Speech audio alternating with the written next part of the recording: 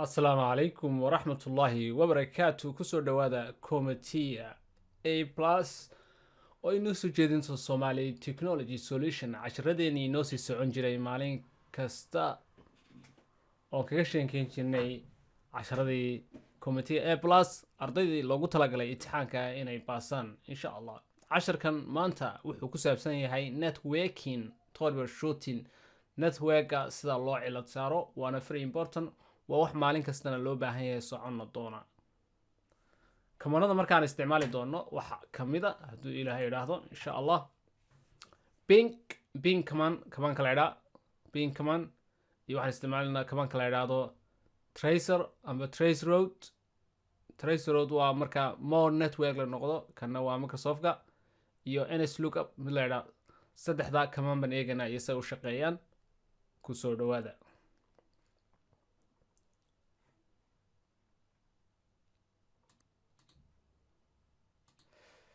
كمان كوريا استعمالنا حلقة ping كمان انتان ping كمان استعمالنا واحد استعمالنا كمان لهذا IP config means و IP جايتوس انتان مركا تعالتيد وحو كتصيا IP address كاغا هالكن سادو جيدين واحد اركسين IP كلا دوان IPv6 يا IPv4 ايا جرا IPv6 واللمبر دير marka waxaan raadinaynaa IPv4 address. IPv4 sad halka wajeedin IPv4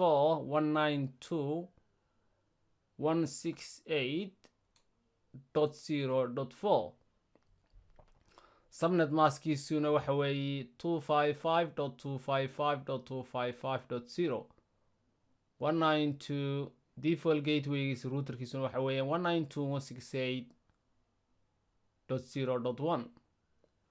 okay, si haddaba ping aan u hubino inuu shaqeynayo waxaan leenahay ping 192.168.1.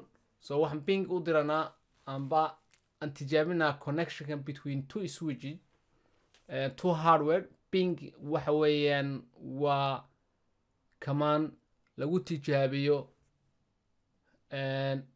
hardware connectivity inay isku xidhanayaan in kale. marka intan haddaan taabano waxaan helnay reply,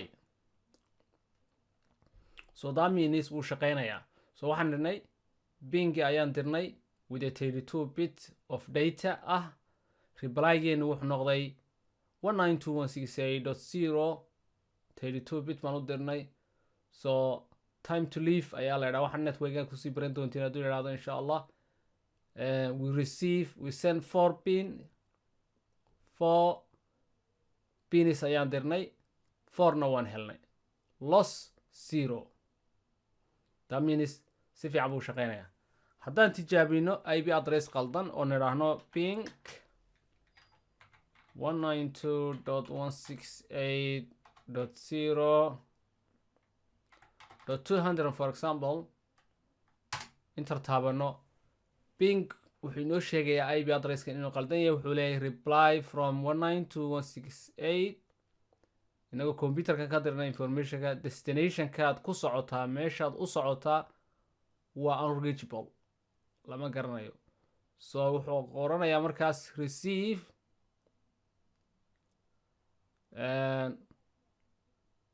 waa loss, uu gaari waayo. okay, kamaan waxaan isticmaalna la yidhaahdo CLS, macnaha clean baan kaga dhiganaa. kaasi waa ping. wax kalood ping u diri kartaa computerkaaga laftiisa. waxaansaa who am I,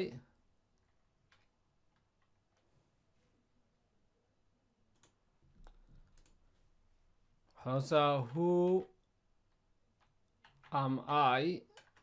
computerkaaga ayaad hubinaysaa wuxuu yahay. ani computerkii waxa ku qoran cilmi ingiriis ayaan u bixiyay computerka cilmi. computerka waa cilmi wuu leeyahay. CLS baan la iska clean gareen. waxaan hubinayaa, waxaan ping u dirayaa google.com.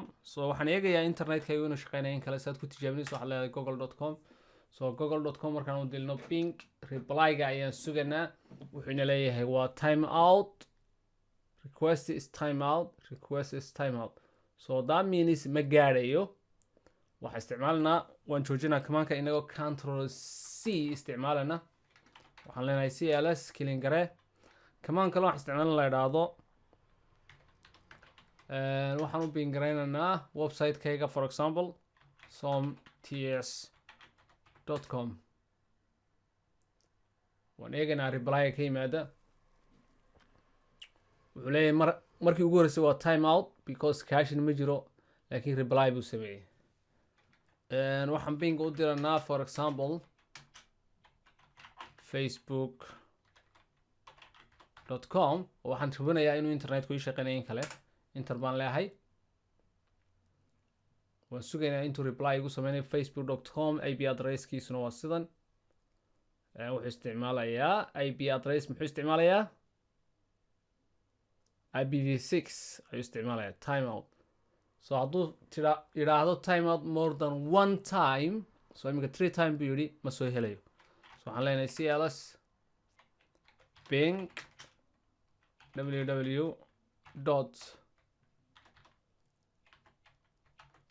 www.google.com.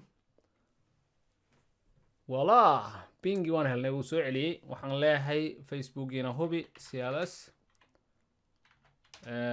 bing www.facebook.com. isagana waa inaan ka helnaa reply. okay, facebook waxaan u malaynayaa security reason ayay blog u soortay in bing loo soo diro. so bingigii wuu inoo shaqeyn laayay hadda saad u jeediin. so waxaan leenahay iska jooji control C inagoo taabanayn keyboard. waxaan leenahay cls means waa clear, iga remove kare waxaas. waxaan kaloo usan isticmaalnaa command kale oo la yidhaahdo bing waxyaalahaas u qabtaa. so waxaan leenahay command kale waxaan isticmaal la yidhaha Tracer. waxaan leenahay www.google.com ayaan meesha aan joogo iyo meesha google uu yaallo inta router amba inta hub amba inta shay ee noo dhaxaysa ayaan eeganaa. ayuu inoo helayaa. commandkana la isticmaalayaa markaas wuu soconayaa, wuu kuu sheegayaa inta. wuxuu leeyahay up to waxay nay dhaxaysaa adiga google.com 30 hops 30 router baa inay dhexeeya. markaa saas uu tirinayaa ilaa uu dhammeeyo. okay, hadda uu dhameeyey. wuxuu leeyahay waxaan ka bilaabay number 1. adigu waxaad ku xidhan tahay sky router. waa routerkan ku xidhanahay gurigeyga for example. isp gaagu waa sky.com. so google waa la gaadhay ugu dambeyntii. saas ayuu u shaqeynayaa. cls baan leeyahay iska kilin gare. commandka kale aan isticmaalna waxaa ka mid ah Tracerout. saas u shaqeeya. Tracert baa la yidhaha. command kaleed wax ku hubinaysa ee network inuu sax yahay in wax lagu tijaabinaysa DNS-ka waxaa la isticmaala command la yidhaha NSlookup.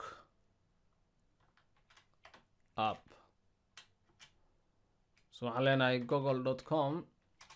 waxaan leenahay www.google.com. enter.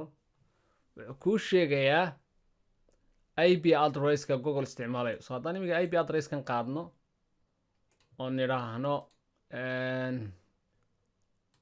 halkan aan ku qorno oo nidhaahno IP addresskaasi muxuu yahay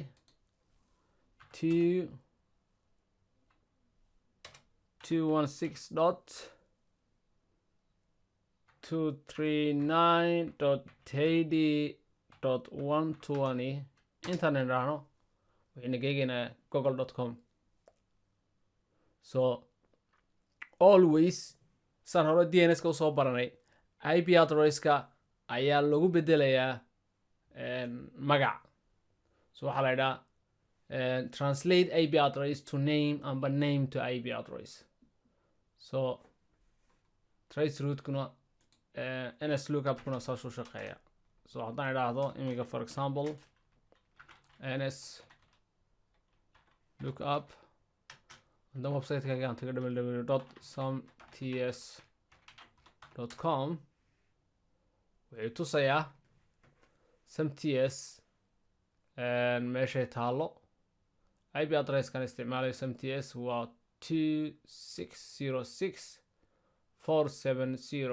2606.470.3033 weeyaan buu leeyahay IP address-kaagu.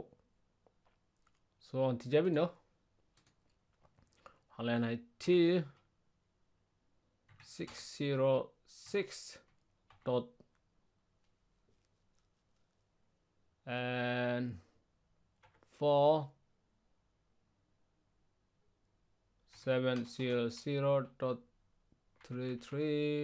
30.33 waxaan malaynayaa ma shaqayn doono because sababta unu shaqaynayn maaha real IP address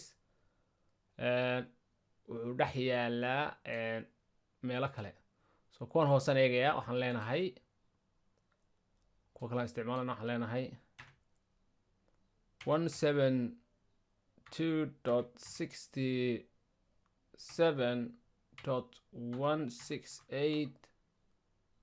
172.67.168.14